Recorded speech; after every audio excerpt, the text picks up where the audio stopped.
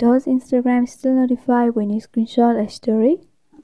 So let's see in this video. But before that, subscribe to our channel and hit the bell icon so you'll never miss an update from us. And let's get into the video. So at the upper section, you can see the story section where you will be able to see the story of various person. And also at the lower button, there are various options like home, search, plus from where you can post various stories or videos.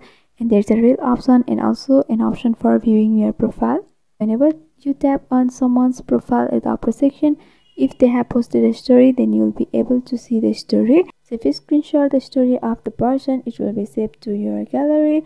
But you need to know that it won't provide notification to the person that you have taken a screenshot of their story. Instagram hasn't brought this update yet. So as a conclusion, you need to be informed that Instagram won't notify when you screenshot a story of some people. So I hope this video was helpful. Don't forget to subscribe to our channel so you'll never miss an update from us. Thanks for watching.